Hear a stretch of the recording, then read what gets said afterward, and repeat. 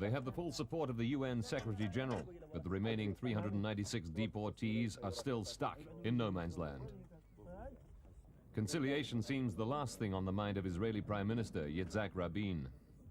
Israel is committed to its decision to remove these leaders of the Hamas, the Palestinians, Hamas, for 1.5 to 2 years.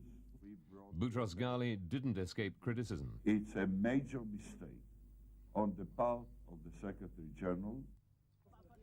The Secretary-General threatened unspecified measures if Israel continues to refuse to take back the deportees. Israel may continue their bluster, but this added criticism will give them further food for thought.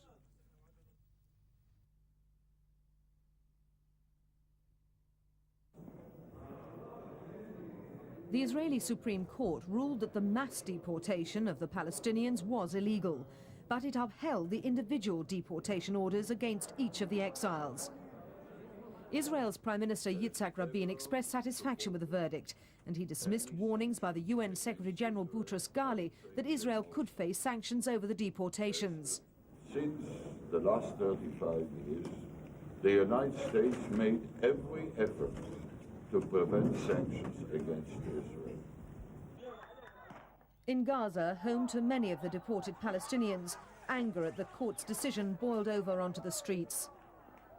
A calmer official reaction was given by Palestinian spokeswoman Hanan Ashrawi. I think the decision is quite unacceptable because clearly it demonstrates that there is no intention to bring back the deportees. This is a form of collective punishment. It cannot be dealt with on the basis of individual petitions. In southern Lebanon, the deportees learned of the court decision through their radios. Although the decision didn't surprise them, they reacted angrily. The deportees want the UN to pressure Israel into allowing them home. They know that their life of hardship will continue until a diplomatic solution to their problem is found.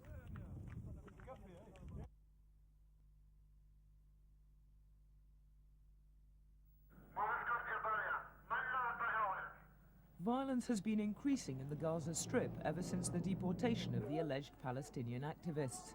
Most people in the occupied territories know of someone who was taken away. With resentment towards Israel overflowing, the latest attack was not unexpected, but it was brutal. The soldiers were stationed on the outskirts of Khan Yunis. At dawn, two masked men cut a hole in the fence and made their way directly to the jeep. The two soldiers in the front seat were killed instantly. A third in the back went for help.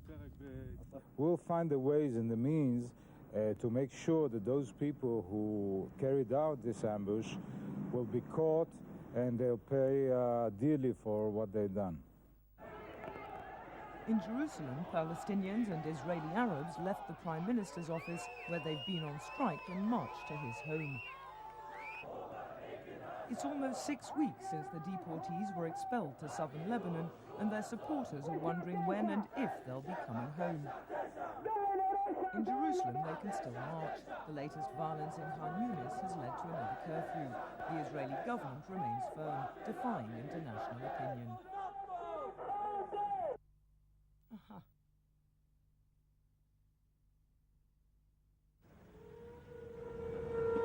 The cabinet was the scene of more feverish activity. The Arab fundamentalist group Hamas yet again topped the Israeli government's agenda.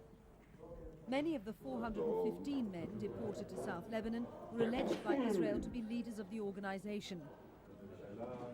Now the security forces have swooped again. The fact that they've arrested 2 Americans increases the size of the problem, according to the police minister, Moshe Shahal.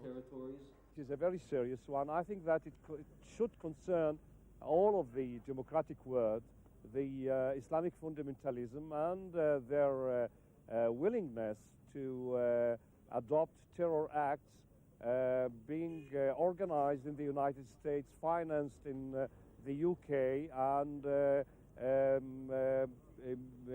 trying to kill people to sabotage the peace process. The US ambassador refused to comment on the arrests, but with the deportee situation still unresolved, the future of the peace process looks even more doubtful.